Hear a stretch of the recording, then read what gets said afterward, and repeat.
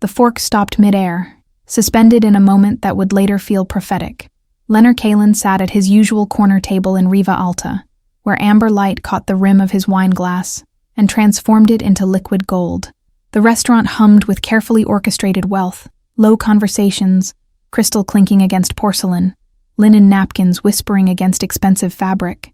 His lieutenants flanked him like sculptures of obedience, discussing shipment routes in voices that never rose above murmurs. Then the door opened, and cold mountain air swept through the entrance like an uninvited ghost. The hostess moved to intercept, her practiced smile already forming, but something made her hesitate. A child stood in the doorway, small enough that the brass handle seemed enormous in comparison, yet possessing a stillness that contradicted her size. Nela Calvani walked forward with the precision of someone following an invisible line. Her dress was clean but worn thin at the seams, her shoes scuffed at the toes from long walks on concrete. Every head turned as she passed, conversations fracturing mid-sentence, because children did not enter Riva Alta alone. The servers exchanged glances, but made no move to stop her. Something in her trajectory suggested interference would be futile. She navigated between tables without touching a single chair, her gaze locked on the corner where power consolidated itself. Lenor's lieutenants straightened in their seats, hands moving toward concealed weapons with practiced subtlety. But he raised one finger in a gesture so slight it might have been mistaken for adjusting his cuff. The movement froze every protective instinct in the room, creating a pocket of stillness that expanded outward. The child reached his table and stopped, her small hand extending to grip the fabric of his shirt just above his heart. Her fingers closed on the expensive material with surprising strength, wrinkling Italian silk that cost more than most people earned in a month. She tilted her head back to meet his eyes, and in that gaze Leonard saw something he rarely encountered: absolute conviction without fear. The restaurant held its collective breath, waiting for his response to this unprecedented violation of space and protocol. Tasting forks remained suspended, wine glasses halfway to lips, as if the entire room had been caught in amber. "Your bodyguard beat my mom," she said, her voice clear and steady despite the tremor in her hand. "She won't go home." 4 words that carried the weight of accusation and plea simultaneously, delivered with the simplicity of someone too young to understand the danger of truth. The silence that followed pressed against eardrums like a physical force, heavy enough to crack the carefully maintained veneer of civilized dining. Leonard studied her face with the same attention he gave to contracts worth millions. He noted the faint shadows beneath her eyes that spoke of sleepless nights, the set of her jaw that revealed genetic stubbornness. This was not a child prone to dramatics or lies. This was survival manifesting as courage because no other option remained. Her grip on his shirt never wavered, as if she understood that releasing him meant losing the only chance she would ever have. "Who is your mother?" His voice emerged quiet, almost gentle, but it carried to every corner of the room. The question was not a challenge, but an opening, the first step in a calculation already forming behind his carefully neutral expression. "The woman who fixes violins on the street near the train station." Her answer came immediately, without hesitation, as if she had rehearsed this moment 1,000 times in her mind. Leonard's jaw tightened almost imperceptibly, a micro-expression that his lieutenants recognized as the prelude to consequence. He gestured to the man on his left with 2 fingers, a silent command that required no translation in the language of their world. The lieutenant rose from his seat and disappeared through a side door, his footsteps the only sound in the frozen tableau. Nella's hand remained fisted in Leonard's shirt, her knuckles white with the effort of holding on, while he sat motionless as carved stone, waiting for information that would determine what happened next in this impossible interruption. Minutes stretched into something that felt like hours, measured only by the shallow breathing of a child who refused to let go. The other diners pretended to resume their meals, but every fork moved with mechanical precision. Every sip of wine tasted like cardboard. Lenore reached for his water glass with his free hand and pushed it across the white tablecloth toward Nella. "Drink," he said, not as an order, but as an observation of her cracked lips and the dust on her shoes that suggested she had walked a long distance. She picked up the glass without releasing his shirt, bringing it to her mouth with both hands like a much younger child. Water spilled slightly down her chin, but she drank deeply, her throat working in desperate swallows that revealed how long she had been searching for him. When she set the glass down, their eyes met again, and something passed between them that had no name. It was not sympathy or compassion. Those were luxuries Leonard had discarded years ago. but rather a recognition of will meeting will, of two people who understood that retreat was never an option. The side door opened, and the lieutenant returned, moving with the controlled urgency of someone carrying information that could not wait. He leaned down, his mouth close to Leonard's ear, and whispered words that made the muscles in the boss's jaw flex with barely contained reaction. Leonard's expression remained carved from marble, but something shifted behind his eyes like tectonic plates adjusting beneath calm water. He looked down at Nella's small fist still gripping his shirt, then back up at the lieutenant with a gaze that could have frozen blood. Confirmed? The single word carried enough weight to crush bones, and the lieutenant nodded once, his face pale despite his dark complexion. Warren took her 3 days ago. Said she saw something during the shipment transfer near the industrial zone. The lieutenant's voice dropped even lower, as if speaking the words too loudly might invoke something dangerous. She's been held in the abandoned warehouse on Fisher Street, the one we use for temporary storage. He claimed she needed to be convinced not to talk. Lenor's free hand curled into a fist on the table, his knuckles going white against the dark wood. Warren was one of his outer circle, a bodyguard with authority to protect operations, but never to act without explicit orders involving civilians. The restaurant's ambient noise seemed to drain away entirely, as if someone had turned down the volume on reality itself. Lenor's breathing remained steady, but those who knew him recognized the stillness that preceded volcanic eruption, not of heat, but of ice that burned deeper than any flame. Was there something to see? His question came soft as silk and sharp as a razor's edge, each word precisely enunciated. The lieutenant shook his head quickly, fear making his movements jerky despite his training. No, sir. Warren was conducting personal business on company time, trying to shake down the luthier shops for protection money without authorization. He used my name.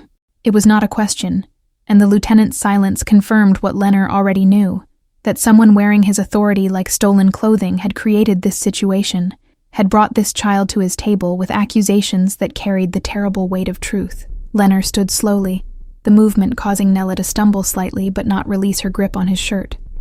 He looked down at her, and for the first time since she had entered, something almost human flickered across his features.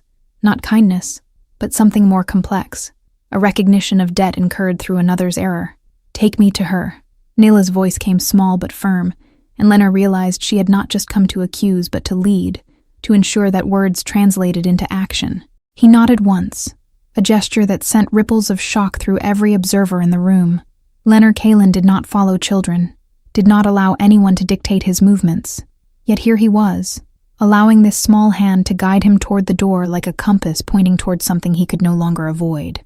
The night air hit them like a wall of ice as they stepped outside Riva Alta, the contrast with the restaurant's warmth sharp enough to steal breath. Nella finally released Lenor's shirt, but she stayed close to his side, her small frame casting almost no shadow beneath the amber streetlights. 2 black cars materialized at the curb, as if summoned by thought alone, their engines purring with expensive precision. Lenor's remaining lieutenants emerged from the restaurant behind them, forming a protective semicircle that spoke of trained efficiency and unquestioned loyalty. He opened the rear door of the first car himself, a gesture so unexpected that his men exchanged quick glances. "Get in," he told Nella, and she climbed into the leather interior without hesitation, sliding across the seat to make room for him. The car pulled away from the curb with the second vehicle following close behind, heading toward Boulder's industrial district where legitimate business dissolved into shadow. Nella sat with her hands folded in her lap, her small body rigid with tension that had nothing to do with fear of the man beside her. "How did you know where to find me?" Lenor asked, his voice neutral, genuinely curious about the mechanics of this impossible intersection. "I asked people in the street where the man in charge goes to eat." Her answer came simple and direct, revealing a logic that was both childlike and terrifyingly practical. "I waited outside for 3 nights until I saw your car. Tonight I had enough courage to go in." Lenor absorbed this information in silence, processing the image of this small girl conducting surveillance with the patience of a trained operative. The streetlights painted moving patterns across her face as they drove, illuminating features that bore striking resemblance to someone he suddenly needed to see. The city changed around them, elegant storefronts giving way to chain-link fences and corrugated metal. The flatirons loomed dark against the star-scattered sky, their massive presence a reminder that human concerns were temporary against the permanence of stone. Fisher Street appeared like a scar across the landscape, lined with warehouses that had seen better decades and now served purposes their original architects never imagined. The cars slowed, their headlights catching graffiti and broken windows, until they stopped before a building that looked abandoned, but wasn't. Two men stood outside the rolling door, their postures shifting from casual to alert as they recognized the vehicles. Leonard emerged from the car before it fully stopped, Nella scrambling out behind him with determination that bordered on desperation. "Open it!" The command carried across the cold air with perfect clarity, and the guards moved to comply without question or delay. The metal door rolled upward with a grinding shriek that echoed off surrounding buildings, revealing darkness punctuated by a single hanging bulb. The light swung slightly in the draft created by the opening door, casting moving shadows that made the interior seem to breathe. Leonard stepped inside, and the temperature dropped further, the warehouse absorbing cold and holding it like a living thing. His eyes adjusted quickly, taking in the scattered wooden crates, the smell of motor oil and something else, fear, sharp and acrid. Nella pushed past him with sudden urgency, running toward the back corner where the darkness gathered most densely. Her footsteps echoed on concrete, small and frantic, until they stopped abruptly at a shape huddled against the far wall. "Mom!" The word tore from her throat with enough force to crack, and Leonard watched as the shape moved, becoming human, becoming a woman who raised her head with obvious effort. Fiona Calvini sat with her back against rough brick, her wrists showing marks that told their own story of restraint recently removed. Her face carried bruises in various stages of healing, purple and yellow and green, a timeline of violence mapped across delicate features. But her eyes, when they fixed on her daughter, then shifted to the man silhouetted in the doorway, held something that made Leonard pause.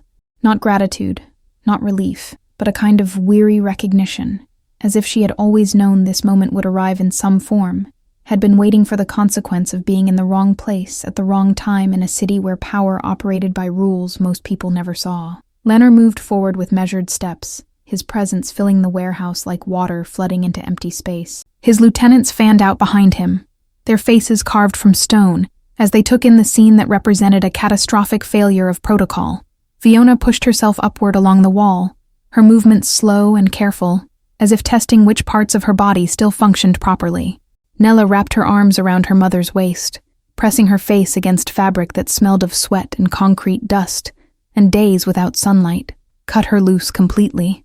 Leonard's words fell into the silence like stones dropped into deep water, and one of his men produced a knife that gleamed under the swinging bulb. But Fiona raised a hand, stopping the approach. "Already done," she said, her voice rough from disuse but steady underneath. "Your men cut the ropes when they heard the cars. I've been sitting here trying to remember how to stand." The statement carried no accusation, only fact delivered with the precision of someone who understood that emotion was a luxury she could not yet afford.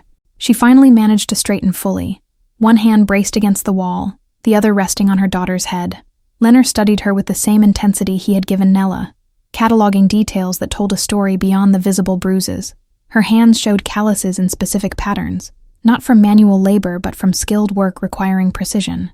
The way she held herself suggested discipline, perhaps dance training or martial arts, something that taught the body to move with intention even when broken.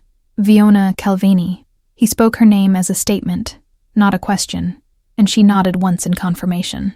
"The luthier who works on Maple Street, above the bookstore with the green awning."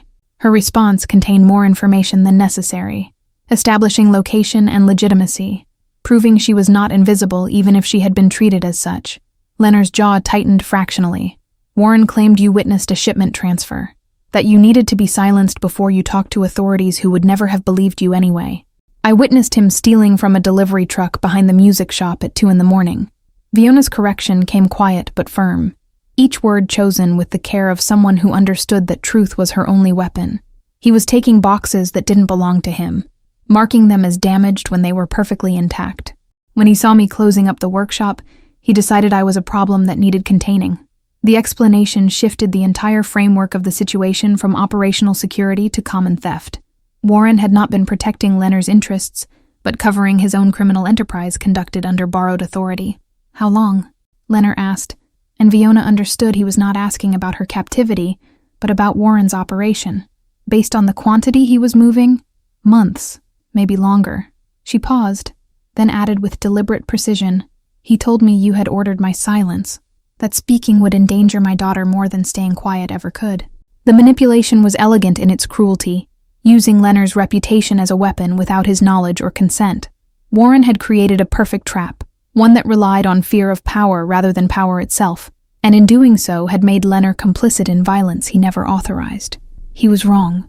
The two words emerged from Leonard like a verdict, final and absolute, carrying weight that made the temperature in the warehouse seem to drop further. Fiona met his gaze directly, and something passed between them that Nella was too young to understand. A recognition of mutual position in a world that operated by unwritten rules. She saw that he meant what he said, but also that his word only mattered because someone had violated it first. My daughter shouldn't have had to find you to make that true. Her statement was not quite accusation, not quite observation, but something that lived in the space between, an acknowledgement that systems built on fear created their own problems. Leonard absorbed this without visible reaction. Though his lieutenants shifted uncomfortably at hearing their boss addressed with such directness, he turned to the man on his right, the one who had first brought him information inside the restaurant. Bring Warren here, now, and find out who else knew. The command carried implications that needed no elaboration, instructions that would be followed with the efficiency of long practice. The lieutenant disappeared into the night, his footsteps fading beyond the open warehouse door, where cold air continued to pour inside like an uninvited guest. Lenore removed his jacket with economical movements and held it toward Fiona, the expensive fabric suddenly irrelevant compared to her visible shivering. She hesitated only a moment before accepting, wrapping the coat around her shoulders with a gratitude that remained unspoken. The gesture was practical rather than kind, but it shifted something in the atmosphere, made the space feel fractionally less hostile. There's a car outside. It will take you wherever you need to go. Leonard's tone suggested this was not negotiable, though phrased as information rather than command. Nella looked up at her mother, then back at Leonard, her expression uncertain for the first time since entering the restaurant. What happens to the man who hurt her? The question emerged small but clear, a child's need for justice expressed in the simplest possible terms. Leonard crouched down, bringing himself to eye level with her, a movement that caused visible tension in his remaining guards. He will answer for what he did, but you don't need to see that. Some things are better left to people who understand consequences. His words carried no threat, no promise of violence, yet they communicated certainty that Nella seemed to accept. She nodded slowly, then took her mother's hand with both of hers, holding on as if afraid Fiona might disappear again. Fiona's gaze remained on Lenore's face, searching for something beneath the careful neutrality. Will answering include why he thought he could use your name as permission? Or is this just about theft? The question demonstrated an understanding of organizational structure that surprised him, suggesting she saw more than most civilians ever did. Lenore rose to his full height, considering how much truth to offer someone who had already paid too high a price for accidental knowledge. It includes everything. His answer was economical but complete, a commitment to comprehensive correction rather than surface resolution. Warren's actions suggest a rot that goes deeper than one man's greed. That rot ends tonight, along with anyone who helped it spread. Fiona studied him with an expression that might have been respect, or might have been calculation, perhaps both. And tomorrow, when word spreads that a luthier brought the man in charge to his knees with a child's accusation? The observation was sharp enough to draw blood, pointing to a vulnerability Leonard had not fully considered in the moment of Nella's arrival. His reputation was built on invulnerability, on the illusion that nothing touched him without permission. Yet here stood evidence that a 7-year-old had breached every defense he possessed. Tomorrow people will know that my word means something beyond fear. He spoke with conviction that felt true, even as he invented it, turning potential weakness into statement of principle. That there are lines even I don't permit crossing, and that includes violence against those who pose no actual threat. One of his lieutenants made a soft sound that might have been surprise or disagreement, quickly stifled.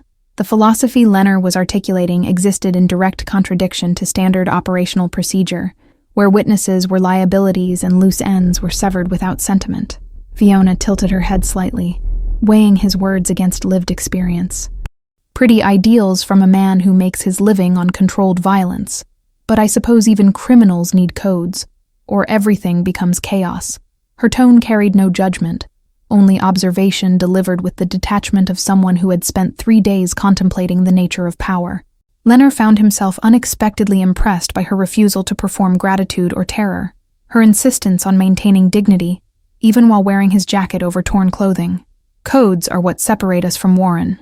The admission emerged before he could calculate its wisdom, revealing more philosophy than he typically shared with anyone outside his innermost circle. Without them, we're just predators fighting over territory. With them, we're something closer to governance, even if the law refuses to acknowledge it. The sound of multiple vehicles pulling up outside interrupted whatever response Fiona might have offered. Car doors opened and closed with efficient precision, followed by the heavier sound of someone being moved without cooperation. Lenore's expression hardened into something that made even his own men take an involuntary step backward. Take them to the car, make sure the driver knows where they live, and that he watches until they're safely inside. The lieutenant nearest the door gestured for Fiona and Nella to follow him, his posture more escort than guard. Fiona moved toward the exit with careful steps. Nella pressed against her side, but she paused at the threshold. The warehouse filled with new bodies, men dragging a figure between them whose face showed the beginning of consequences already delivered. Warren's lip was split, his eyes swelling, but these injuries were preliminary, the kind inflicted during transport rather than interrogation.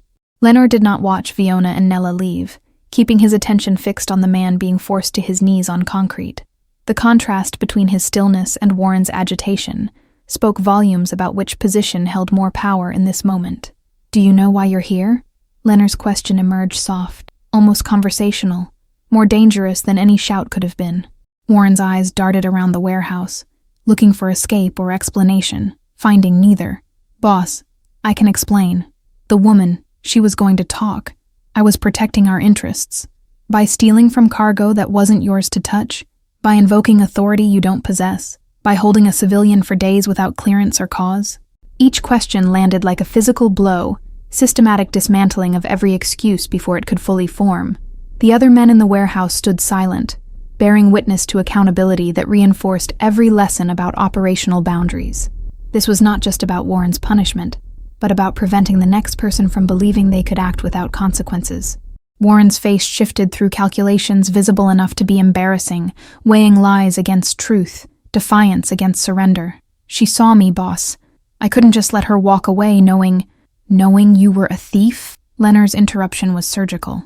"Not that you were protecting my shipments, but that you were robbing them. That's what she witnessed, Warren. Your personal criminal enterprise conducted under my protection." The distinction mattered, separating organizational necessity from individual corruption. Warren's breathing grew ragged as he realized his defense had become his indictment, that every word confirmed rather than excused his actions. "The problem isn't that you made a mistake." Lenore circled slowly, his footsteps echoing off concrete walls. "The problem is you made it in my name. You told that woman I ordered her silence. You made her daughter believe I authorized violence against her mother." Warren's mouth opened, but no sound emerged. What defense existed against such precise articulation of offense? He had not merely stolen or acted without permission. He had counterfeited authority itself, the one currency that mattered more than money in their world. How many others? The question came from one of the lieutenants, breaking the established pattern of Lenore's sole interrogation. But Lenore nodded permission for the inquiry, curious himself about the scope of contamination. Warren's silence provided answer enough, guilt readable in every line of his body. 3 weeks passed, like water flowing around stone, reshaping the landscape without announcing its progress.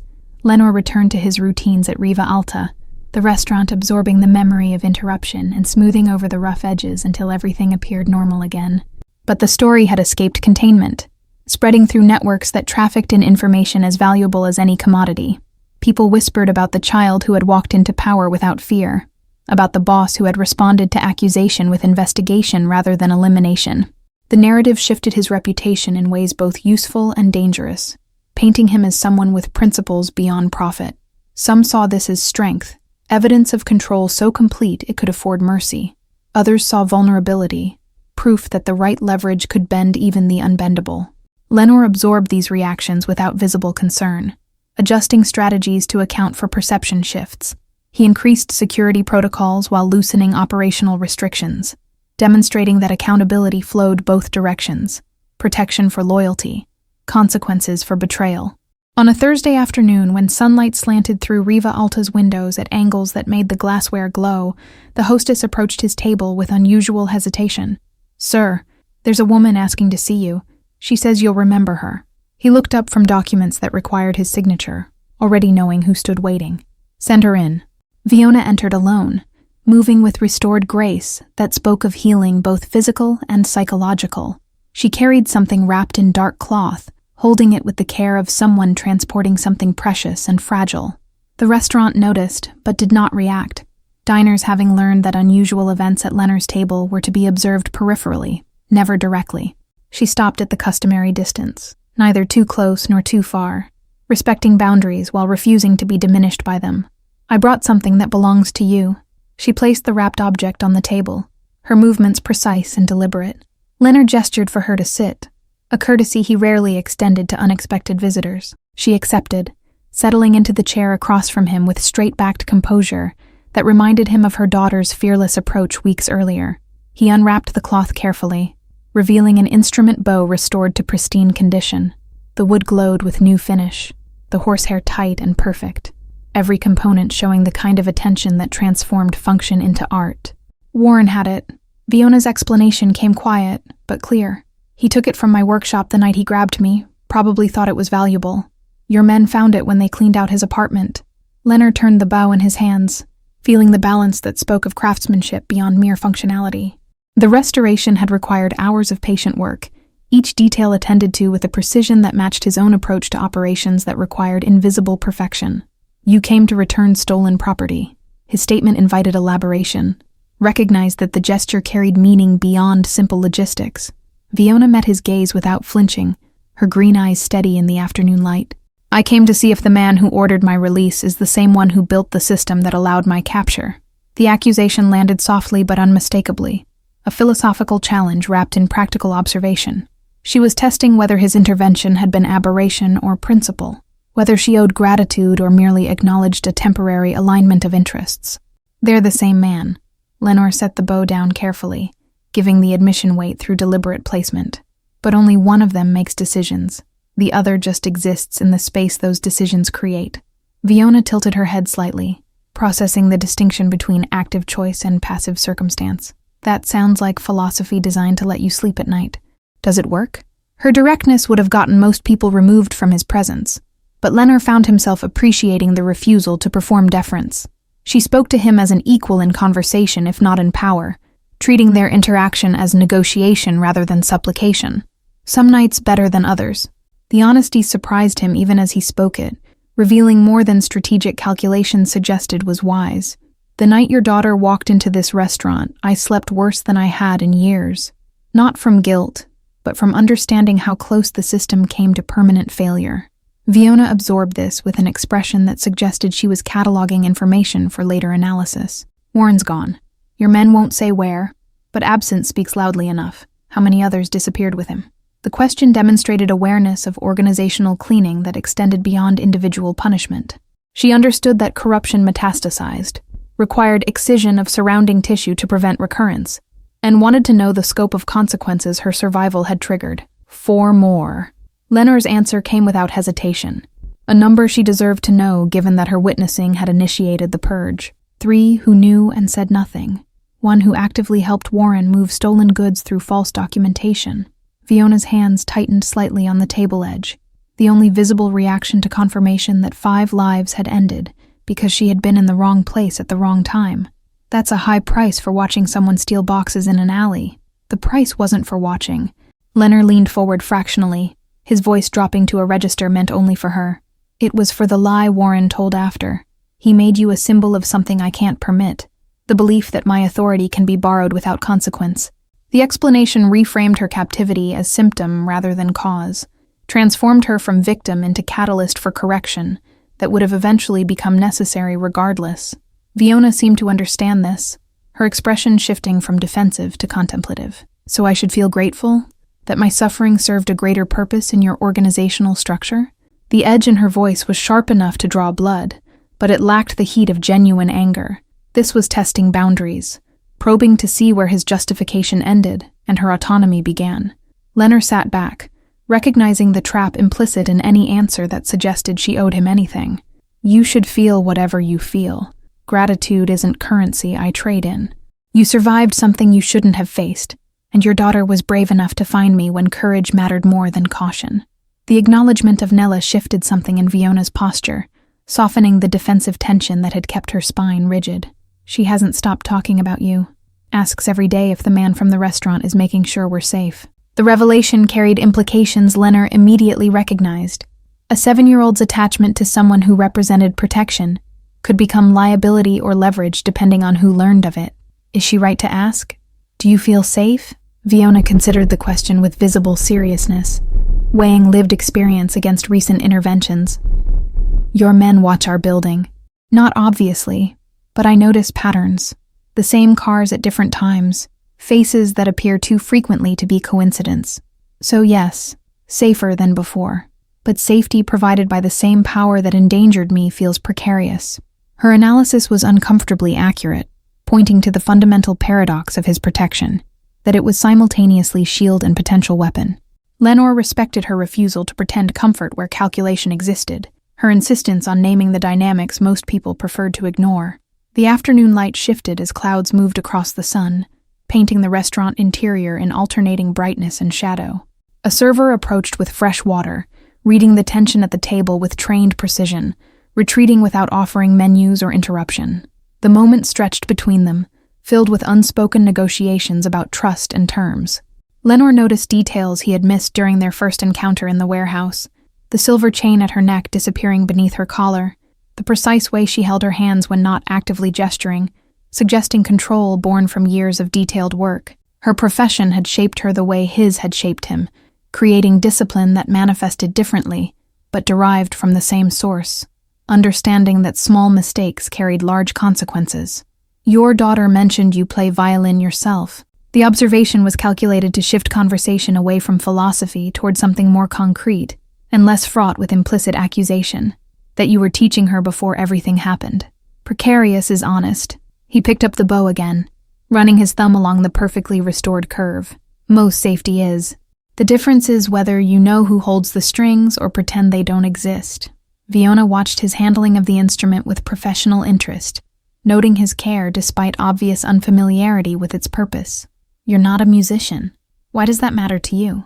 "Because you made it matter by bringing it here." Lenor set the bow down with finality. "Everything that crosses this table carries meaning. You chose this as your message. Craftsmanship restored from damage.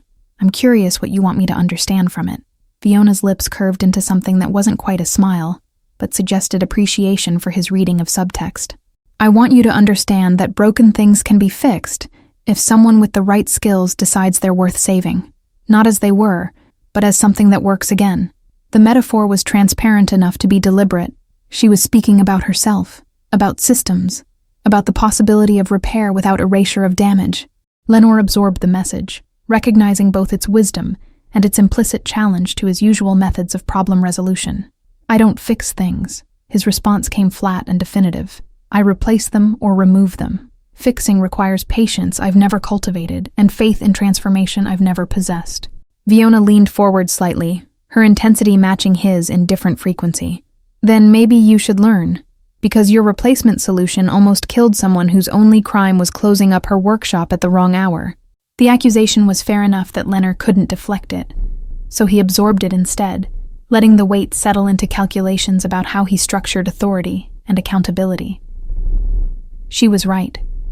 His system optimized for efficiency over precision, for elimination over rehabilitation.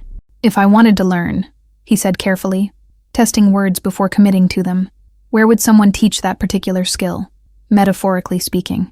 Fiona studied him for a long moment, searching for mockery or manipulation, apparently finding neither. "I opened a new workshop, near the river, past the old mill on Arapahoe. I restore instruments that most people think are beyond saving.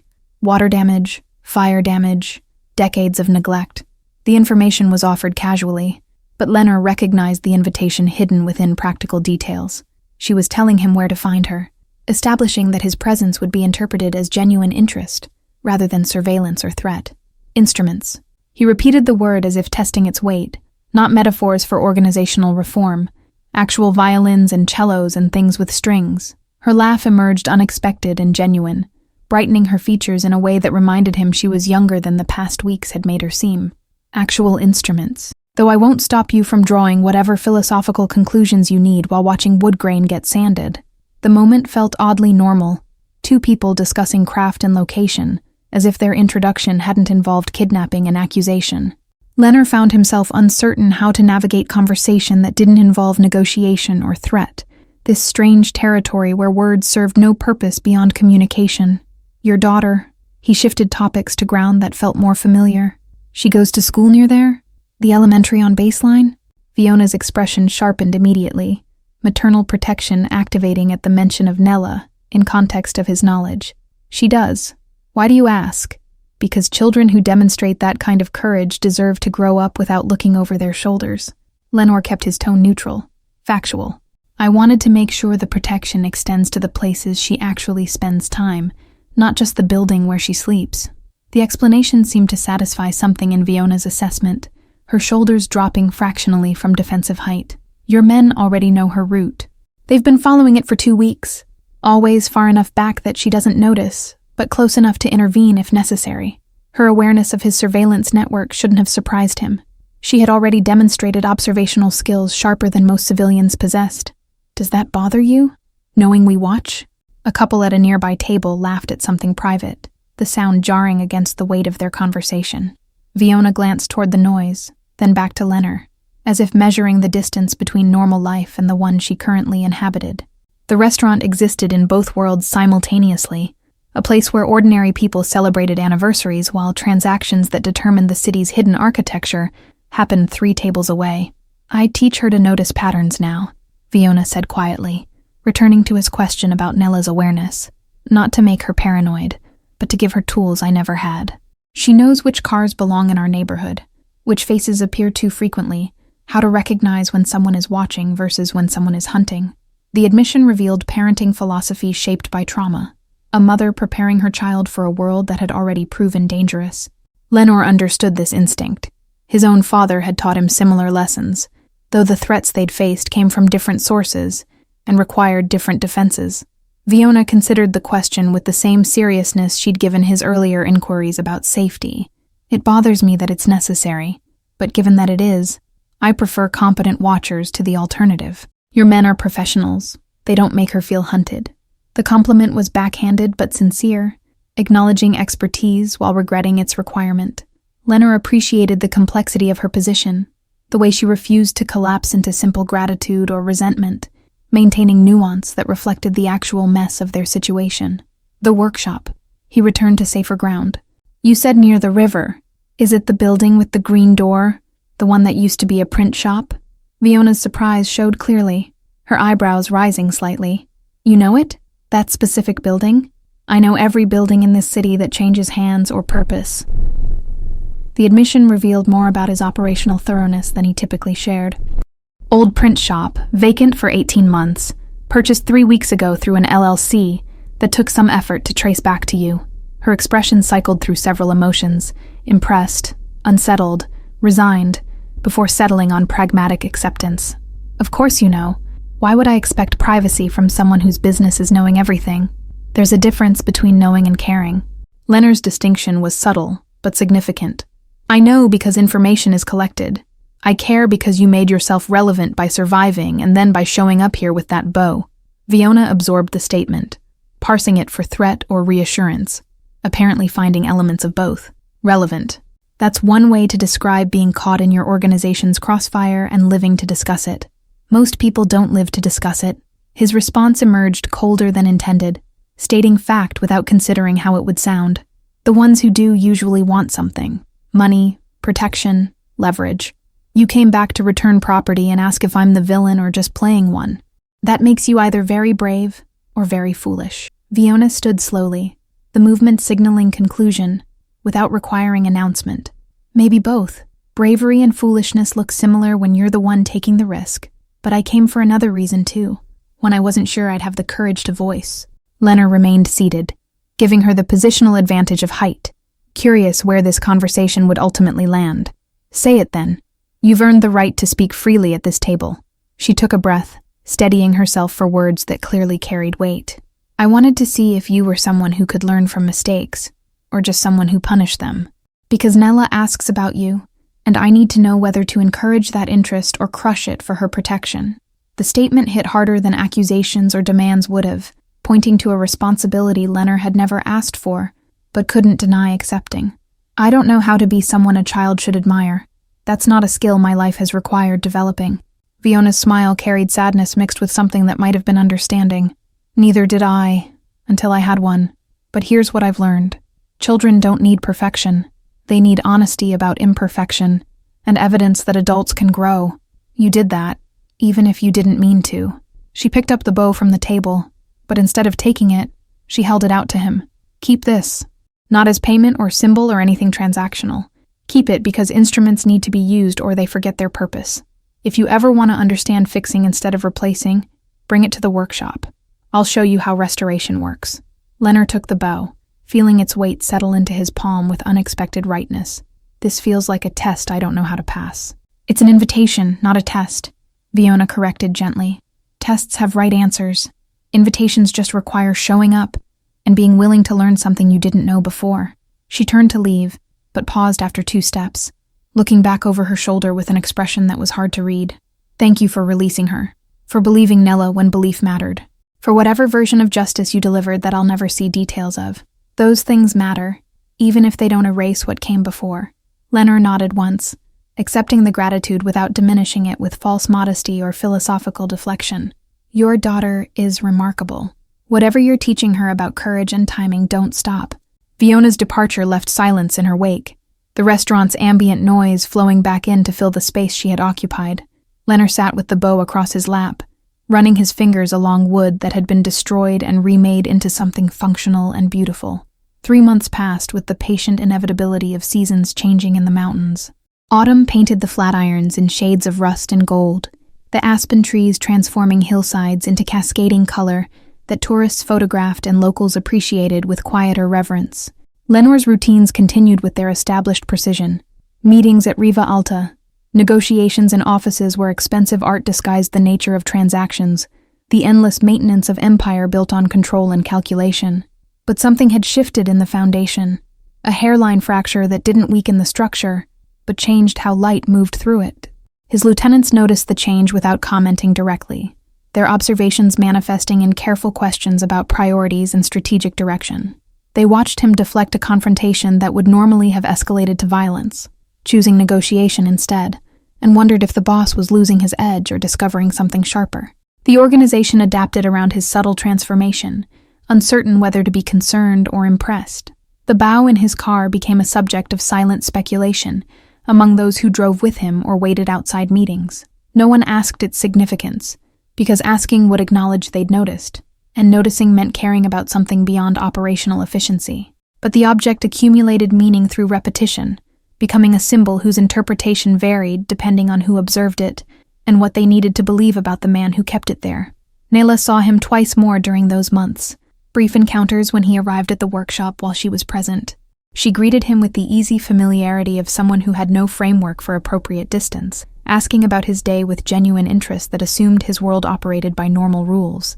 He answered her questions with care, editing reality into something a child could comprehend without nightmares.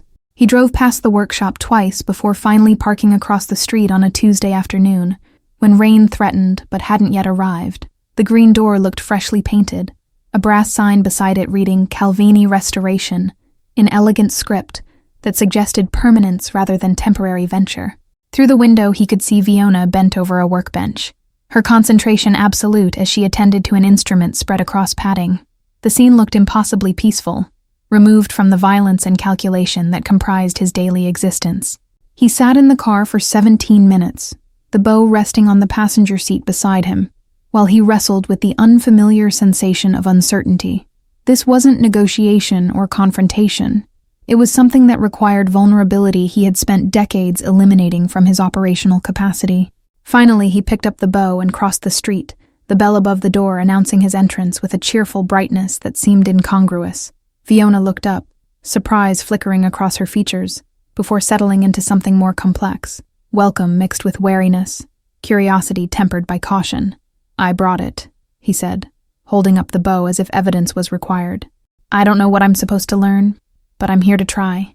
Fiona set down her tools and stood, wiping her hands on her apron with methodical care. Then we'll start with the basics. Pull up that stool and I'll show you why rushing ruins everything.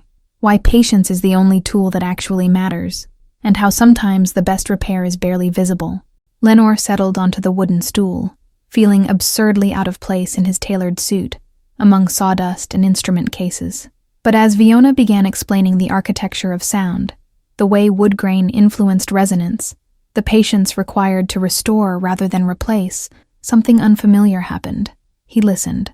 Not as strategy or calculation, but as genuine interest in a world that operated by entirely different rules than his own. The afternoon faded into evening, rain finally arriving to tap against the windows, and for those hours he existed outside the empire he had built, learning that fixing was indeed different from replacing. Weeks turned into months, his visits to the workshop becoming irregular but consistent, always bringing questions about technique that really asked about philosophy.